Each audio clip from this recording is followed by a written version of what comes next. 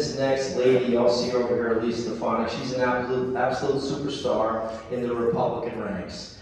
She has risen through those ranks very quickly, and I've never been to Washington. That's probably lucky for Washington, but I've never been in the Congress. But you don't rise up through the ranks that quickly. You just don't. It takes a while. You spend a lot of time working your way up, and Elise has kind of been on a rocket ship because of who she is and how smart she is and what a fighter she is. And she's a lot like Rensselaer County. She doesn't take any grief from anybody, and she'll stand up and tell it exactly like it is. So I'm so proud to have her endorsement and so proud to have her here tonight. She's got a brand new baby at home, a couple months old, Samuel. So we're glad to get a new mom out of the house for a little bit and have her talk to you about what's going on in Washington. And one thing I just want to hit on, you've heard about the infrastructure bill, right? Just to give you some context of what that is. They're talking, what, 3.5, 4.5, however many trillions. Now, I said that, I had to look this up, I didn't know. If you started counting to $1 trillion, and I said, how long do you think that would take you? If you took 1 second per number and counted to $1 trillion. Most people go, oh, I don't know. Some people go a lifetime, some people go, I don't know, 10 years. Let me tell you how long it would take to count to 1 trillion. And the nitwit left in Washington wants to do it 4.5 times, right? It would take you 37,000 years to count to $1 trillion. Now I know Joe Biden might seem like he's been around that long, but that is a really long time to get to 37,000 years. That's the stuff Elise is fighting against to keep us on track, to keep this country what it should be, the best, greatest country the world has ever seen. Ladies and gentlemen, Congresswoman Elise Stefanik. Thank you so much.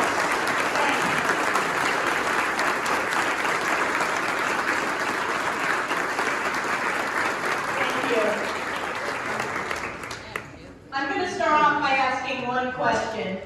Do we believe in Steve? Yes, we do. As I was pulling into the parking lot, I thought to myself, wow, Steve McLaughlin turns out more people than a Joe Biden rally. So credit to you, Steve. Really, really well done. It shows the energy as we're heading into the local elections this year.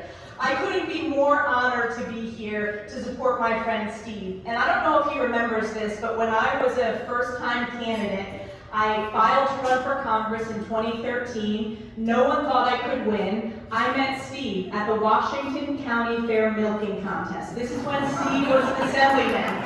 And I was very nervous. This was my first time milking a cow. Here I am, a nobody running for Congress. And I have to tell you, Steve was so encouraging. He helped me at that event, and I'm still there. Now I'm winning the milking contest. Steve. So Steve, it's been fun to watch Steve succeed as an elected official representing Rensselaer County and as your county executive. And Steve nailed it when he talked about the real results. The fact that he has delivered 3 tax cuts and a 4th on the way, you hardly hear that from any policymakers. You certainly don't hear that from Democrats in Albany, and you don't hear that from Joe Biden and the Democrats in Washington. We could use a lot more of the common sense that Steve brings here to our national politics. In addition, Steve supports our law enforcement. He is proud to back the bill.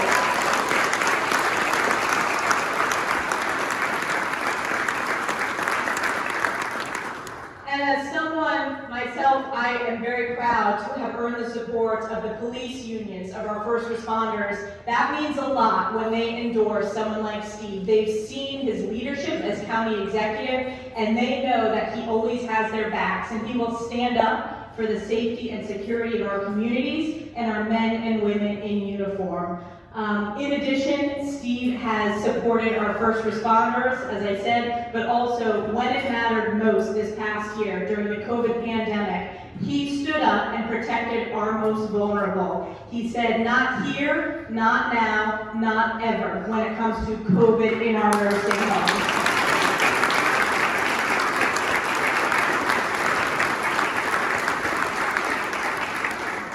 And the only person I think that was more excited to see Governor Cuomo, the is Steve. I'm number 2, I'm so excited. But I have to tell you, that takes guts. Steve has been calling out Governor Cuomo's failed leadership for years, not just this past year, not just during COVID, but years and years back when he saw the corruption in New York State, when he served in the Assembly in Albany. And having the guts to stand up for the taxpayers he represents, for the people he represents, and for the right thing, that means a lot, and it's far too rare in Albany, and it's far too rare in Washington. Let me tell you a little bit about the disaster we're seeing in Washington.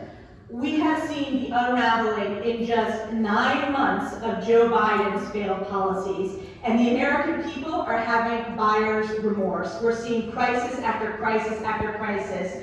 I'm sure you've all gone to the grocery store. You have seen prices are skyrocketing. If you are filling up your gas tank, you're paying more for gas than you have since President Obama was in office. This is an inflation crisis, and it's an economic crisis caused by Joe Biden and Nancy Pelosi's far-left Democratic policies. Drive down the street, talk to any small business. They will tell you they are struggling to hire. You see for hire signs everywhere in the North Country, and I'm sure everywhere in Rensselaer County.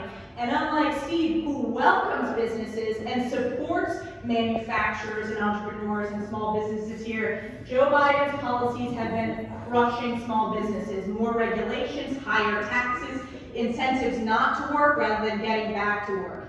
In addition, we are seeing Joe Biden's crime crisis across America. If you look at cities controlled by far-left Democrats, crime rates are skyrocketing. They are not supporting our law enforcement, and it impacts every community. It impacts the safety and security, because that's what we need in order to live up to life, liberty, and the pursuit of happiness. We are seeing that being crushed by Washington. In addition, the border crisis, I know sometimes people may think that just has to do with the southern border, but drug trafficking is skyrocketing. Crime is skyrocketing. It impacts regions like upstate New York as they've transferred our northern border officers to the southern border. Again, this unraveling, it's unfortunate, but the American people are waking up that we need to support strong Republican candidates who will fire Nancy Pelosi once and for all next November, which I'm committed to doing.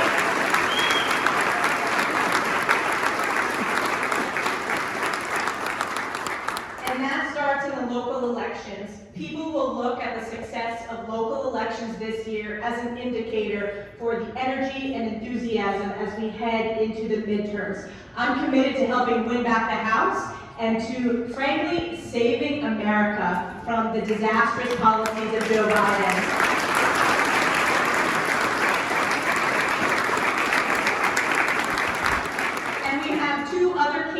I'm excited to have endorsed, who are also running for Congress. I'll go ahead and introduce Mark Molinaro, who is a county executive from Dutchess County. You probably remember him when he ran for governor as a strong Republican candidate. Mark, come on up. He is running for Congress, and he is going to win. Give it up for Alicia Pollock. America is better off because Alicia served in the leading office. We're very, very grateful. I do want to thank you for your early support. Yes, I'm running for Congress. I am here, however, to continue